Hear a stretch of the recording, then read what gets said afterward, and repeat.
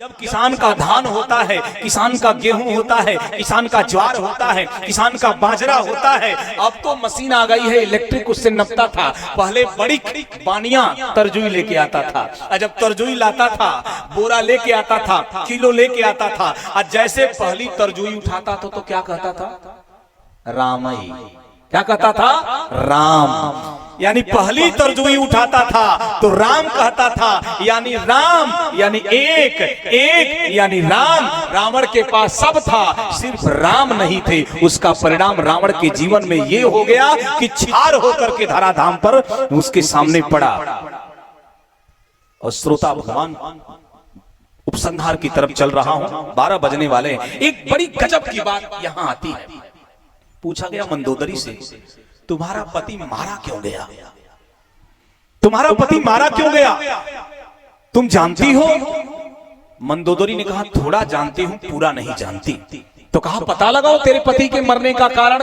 मंदोदरी ने कहा, पता लगा रही हूं।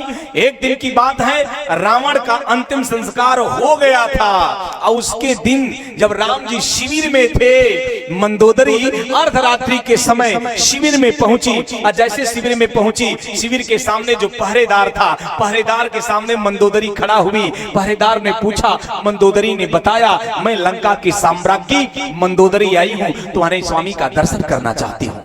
अजय से कहा, दर्शन करना चाहती हूँ। सेवक गया, अंदर राम जी से कहा, अब ध्यान से सुनिएगा, अंदर राम जी से जैसे सेवक ने कहा, लंका की साम्राज्ञी महारानी मंदोदरी आपका दर्शन करना चाहती है। राम जी अपने शिविर से निकल रहे हैं, ध्यान दीजिएगा। राम जी अपने शिविर से निकल रहे हैं, और जैसे शिविर से निकले, राम जी ने हाथ जोड़ा, मस्त माथा धरती पे चला गया, आंखें धरती पे गड़ गई, हाथ जोड़े हुए कदम बढ़ा करके मंदोदरी को प्रणाम करके सर नीचे करके राम जी हाथ जोड़े हुए खड़े हो गए। एक शब्द नहीं बोले। मंदोदरी ने राम जी को नख से सिख तक देखा, नख से सिख तक देखा। कुछ देर देखती रही, बिना कुछ कहे मंदोदरी लौटी। जैसे मंदोदरी लौटी, वैसे राम जी के मुख से निकला, देवी किस लिए आई थी और क्यों बिना कुछ कहे जा रही हो?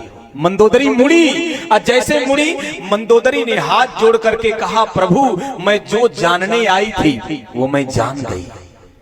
भगवान ने कहा, क्या जानने आई थी?